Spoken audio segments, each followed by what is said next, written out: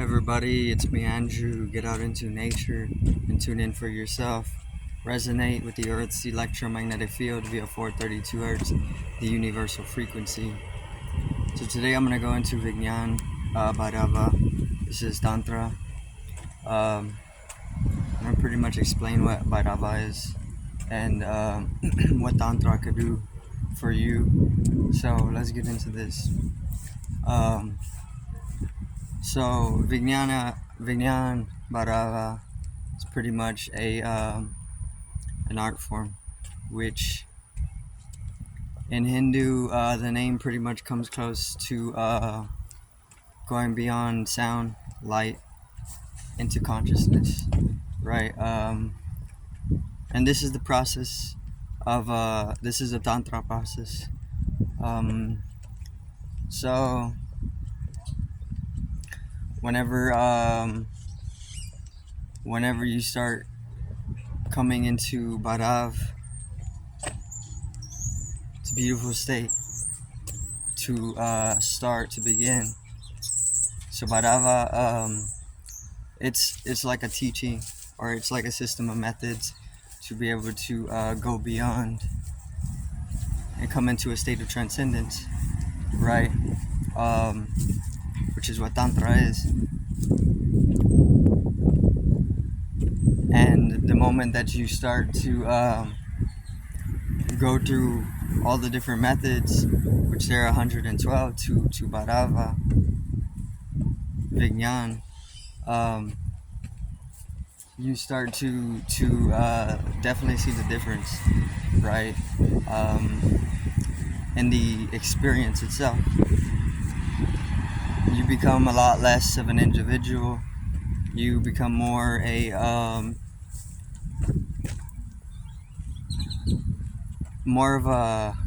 a soul, right? You become less of a body, more or less of a mind, this complex, and you come into something a little bit more transient, right? So there's like 112 methods to bhairava Vigyan, but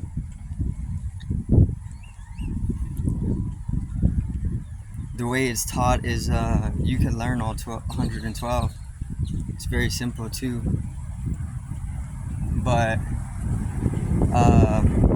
they like to teach it where you pick one and you just roll with this. It's like whatever works best for you as a energy, whatever method is working for you within the 112. Dive into that and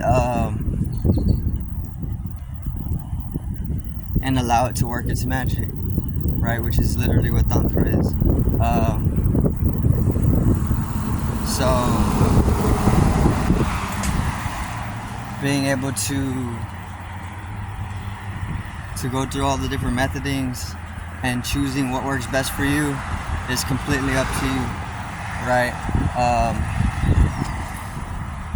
There's plenty of different things to try in the art form itself, but I've tried plenty of these. I don't know if I tried all 112 yet. I'm not counting them. I'm just going through them. They're being subjected to me, so I don't actually have a choice in doing it or not. This is just something that's happening for me, which is Shiva, which is the being who brought us the whole method system of methoding, bhairava. But it's definitely working, right? Some of these are just as powerful, if not more powerful, than any psychedelic that I've tried, right? That's just the truth. And these are simple things. These are things like maybe like lucid dreaming. Lucid dreaming is definitely within the realm of bhairav, or just like shifting your consciousness to the gap in between, or the space and resonating in that space, this one is definitely the most practical, and it's extremely enlightening too, just to fixate your attention or shift your attention into the space. I've opened up a lot of the peripheral of my consciousness just by doing that, to the point where that experiences where it's just as strong as acid or any type of mushroom trip that I've had. They're both on par with each other. They both bring you to different places. So it's the same thing, but bhairava is very practical in its nature. Yeah, but there's a lot that I haven't tried, but I've tried a lot of them as well, and they all do what they're supposed to do, right? Which is bring you into the transient nature of existence to help you come into that state of realization, right? So let me see. Subjectifying it is the beauty of the processing itself, because there's no individual in it. There's no ego in it, or there's no will in taking up tantra. Tantra is a transient descending into you, maybe. Meaning it's something that's just happening, or it's something that I'm just subjected to as an individual. And the whole process of it is to dissolve myself as an individual. So this is why the transcendental aspect of it is everlasting in a sense. I've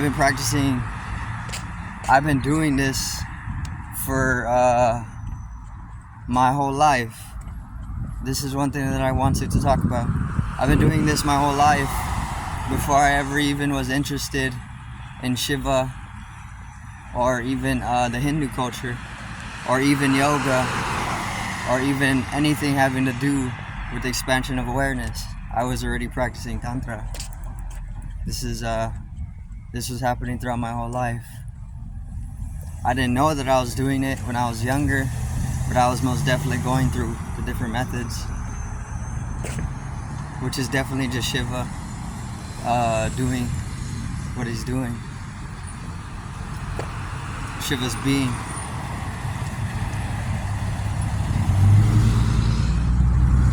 Let me see. So this is that's tantra, bhairava tantra, bhairava, Vigyan, Zen, Gyan, Nana, yoga. To come into that wisdom, that self-realization. Very, very simple, right? And each of the methods are very beneficial, once again.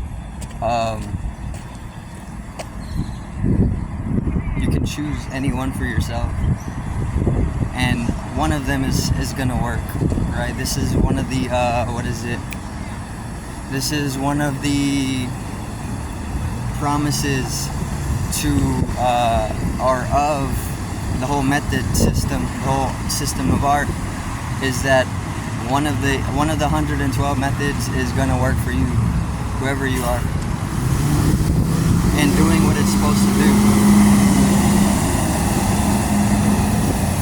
See, it's like you can indulge in your senses as well, right? Yoga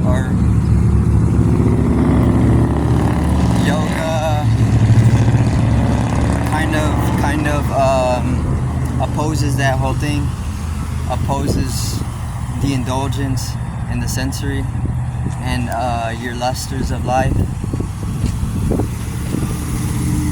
which is not a bad thing. It's just a different way of doing it. Whereas Tantra will just allow you to enjoy the splendor, right? Just to fall into it and come into the transient in that sense. So what is it really? Instead of a system of methoding, I see it as a system of art, a form of art that you've been initiated into by the masters on a level which you probably don't understand until you go to the system of tantra, bhairava, and then you start realizing, coming to the state of realization from doing it.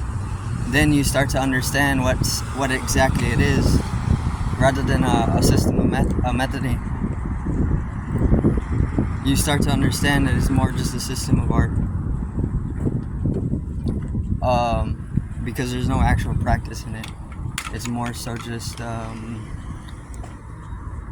coming into realization, right? Self-reflecting upon the various different patterns of that process of self-realization, and then compiling them is the whole philosophy of it. But it's for experience as well. This is to bring in more mysticism into everybody's life, especially people who can't pay for it or whatever.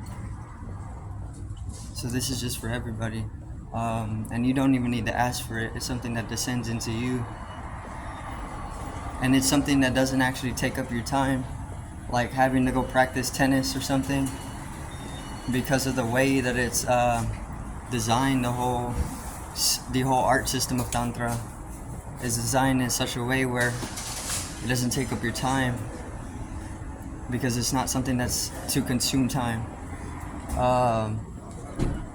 It's just pure magic, literally. It's just like waking up as a magician or a wizard.